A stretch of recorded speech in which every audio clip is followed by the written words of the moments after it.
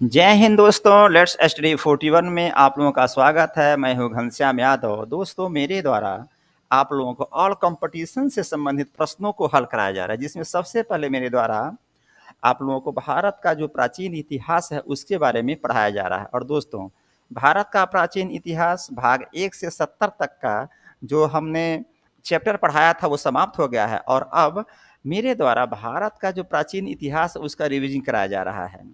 तो दोस्तों, आप लोग ध्यान से रिवीजन करिए ताकि जो आपका चैप्टर छूट गया है और भूल रहा है वो याद हो जाए, और फ्यूचर में आप लोगों को कभी भारत का प्राचीन इतिहास के सब्जेक्ट से कोई परेशानी ना हो। तो दोस्तों, आइए आज का जो रिवीजन का चैप्टर होगा वो होगा ऋग वैदिक काल के महत्वपूर्ण तथ्य के बारे में। तो आइए देखते हैं कि आज के चैप्टर में हमको क्या पढ़ने के लिए मिलता है। तो दोस्तों, सबसे पहले प्रश्न आ रहा है, आर्यों के मुख्य व्यवसाय क्या थी? ध्यान दीजिएगा, आर्यों का जो मुख्य व्यवसाय था वह क्या था? आप लिखेंगे पशुपालन। क्या? पशुपालन। ध्यान देंगे, यहाँ पर मैंने एक चित्र लगाया है गाय का, क्योंकि आर्य सबसे अधिक गाय को ही मानते थे, और गाय बहुत ही पुण्य पशु हुआ करती थी आर्यों के समय की।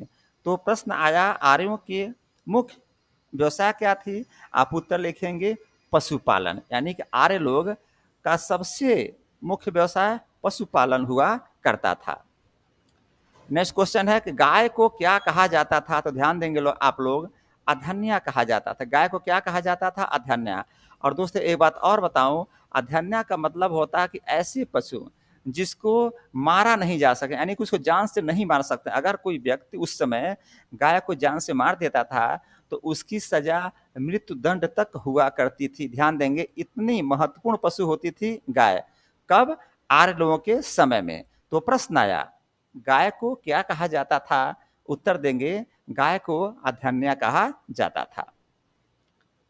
नेक्स्ट क्वेश्चन है, आर्यों का समाज कैसा था? दोस्तों, आर्यों का समाज पितृ सत्तात्मक था, यानी कि पिता यहाँ का प्रधान हुआ करता था समाज का, यानी कि परिवार का।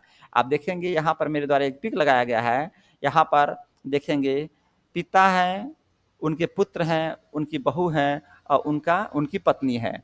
तो मान लीजिए ये जो समाज था उस समय का, ऐसे समझिए कि अभी का जो समाज अभी भी पितृ सत्तात्मक समाज है, क्योंकि घर में सबसे अधिक किसकी चलती है, किसके बात को माना जाता है? तो पिता का बात माना जाता है। तो आर के टाइम में भी जो समाज था पितृ सत्तात्मक समाज था, और पिता के ही बात को सर्वोपर माना जाता था। इसलिए हम कह सकते हैं आर्यों का समाज कैसा था? आप उत्तर देंगे, पितृ प्रधान समाज हुआ करता था। नेक्स्ट क्वेश्चन है, आर्यों का प्रिय पशु क्या था? आप उत्तर लिखेंगे घोड़ा। आर्यों का प्रिय पशु क्या था? उत्तर लिखेंगे घोड़ा।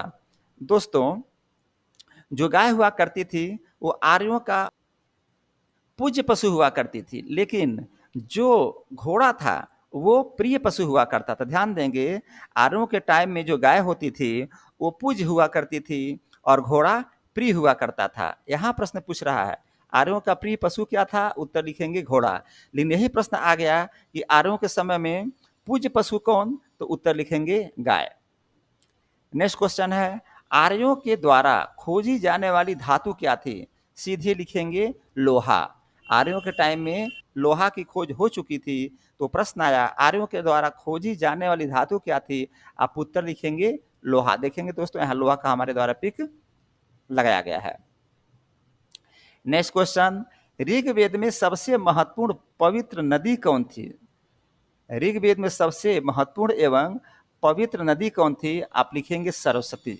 गंगा, जमुना, सरस्वती का आप लोग नाम सुने होंगे, उसमें एक सरस्वती जो नदी है, ये सबसे पवित्र एवं महत्वपूर्ण नदी हुआ करती थी। कब?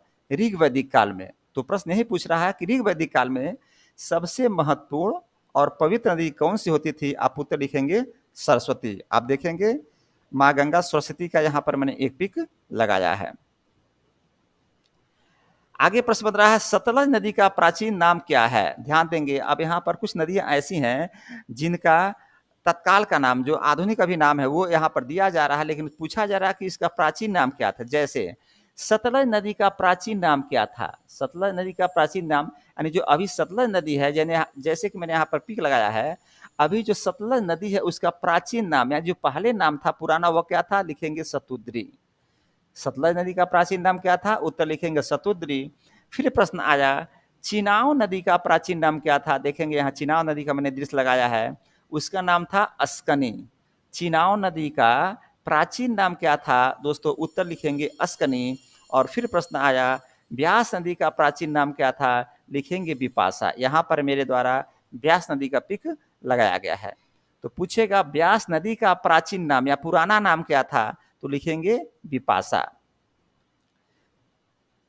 फिर प्रश्न आया दोस्तों, गंडक नदी का प्राचीन नाम क्या था? जो अभी गंडक नदी है, देखेंगे यहाँ पर मैंने पिक लगाया है, जो गंडक नदी है उसका पुराना नाम क्या था?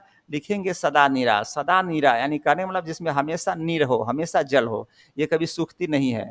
तो गंडक नदी का प्राचीन नाम क्या था? उत्तर लिखेंगे सदा नीरा, जिसमें हमेशा नीर यानी पानी हमेशा बहता रहता हो। अगला प्रश्न, झेलम नदी का प्राचीन नाम क्या था? तो देखेंगे दोस्तों यहाँ पिक लगाया है, और झेलम नदी का प्राचीन नाम वितस्ता हुआ करता था। क्या होता था? वितस्ता। या ऐसे भी कह सकते हैं, जो पहले वितस्ता नदी हुआ करती थी उसका प्रेजेंट टाइम में जो नाम है उसका नाम झेलम है। तो झेलम नदी का प्राचीन नाम क्या था? उत्तर लिखेंगे वितस्ता। अगला है घग्गर नदी का प्राचीन नाम क्या था? लिखेंगे सरस्वती। घग्गर नदी का प्राचीन नाम क्या क्या था? तो लिखेंगे सरस्वती। ऊपर मैंने दोस्तों आप लोगों को बताया है, यहाँ पर ध्यान देंगे। ऋग्वेद में सबसे महत्वपूर्ण नदी एवं पवित्र नदी कौन है? तो लिखेंगे सरस्वती। और इसी के बारे में फिर पूछा जा रहा है कि घग्गर नदी का प्राचीन नाम क्या था? लिखेंगे सरस्वती। यानी जो सरस्वती था यह प्राचीन नाम था, अब प्रेजेंट टाइम में उसका नाम हो गया घग्गर।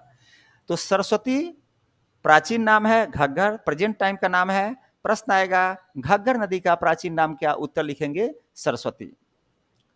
नेक्स्ट क्वेश्चन है, रवि नदी का पुराना नाम क्या है? लिखेंगे परुसनी। आप देखेंगे यहाँ पर भी मेरे द्वारा परुसनी नदी का चित्र लगाया गया है। दोस्तों बहुत सारी नदियां हैं, लेकिन जो इम्पॉर्टेंट नदी है केवल मेरे द्वारा उन्हीं का यहाँ पर नाम बताया गया है, न तो बहुत सारी नदियां हैं उसकी आवश्यकता नहीं, चूंकि एग्जाम में वो पूछा नहीं जाता है।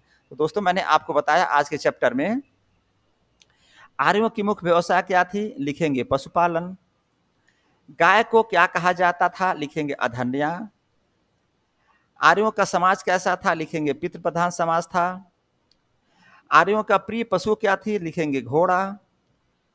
आर्यों के द्वारा खोजी जाने वाली धातु कौन थी? लिखेंगे लोहा। ऋग्वेद में सबसे महत्वपूर्ण एवं पवित्र नदी कौन थी? लिखेंगे सरस्वती। सतलज नदी का प्राचीन नाम क्या था? लिखेंगे शतुद्री। चिनाव नदी का प्राचीन नाम क्या था? लिखेंगे अस्कनी। व्यास नदी का प्राचीन नाम क्या था? लिखेंगे विपाशा। गंडक नदी का प्राचीन नाम क्या था? लिखेंगे सदानीरा। और झेलम नदी का प्राचीन क्या नाम था? लिखेंगे वितस्ता। घग्गर नदी का प्राचीन नाम क्या था? लिखेंगे सरस्वती। रवि नदी का पुराना नाम क्या? लिखेंगे परुसनी। तो दोस्तों इस प्रकार आज का चैप्टर यहीं पर समाप्त होता है। फिर कहूँगा कि हर दिन जब भी हमारे द्वारा आप लोग को रिवीजन कराया जा रहा है तो डिस्क्रिप्शन में मेरे द्वारा एक लिंक डाला जा रहा है, जो कि आप खोल करके पढ़ेंगे आपको पूरी जानकारी मिल जाएगी। चूँकि जो हम दोस्तों रिवीजन करा रहे हैं पूरी जानकारी आपको यहाँ पर नहीं मिल पाएगी। जो हम पढ़ा चुके हैं आप खोलेंगे, क्लिक करके आप लिंक पर सारी जानकारी आपको मिलेगी, और भूलेंगे नहीं, जरूर पढ़ेंगे उसको। ठीक है तो दोस्तों आज का यही चैप्टर समाप्त होता है। दोस्तों मेरे द्वारा जो चैप्टर पढ़ाया जा रहा है मैं कहूँगा सब्सक्राइब करें, लाइक करें, और बेल आइकन जो घंटी उसको बजा दिया करें, ताकि आपको जो भी पढ़ाया जाए आपके पास उसका मैसेज पहुँचता रहे और आप लोग कंटिन्यू क्लास को लेते रहें। तो दोस्तों आज का चैप्टर यहीं समाप्त करते हैं। जय हिंद, जय भारत।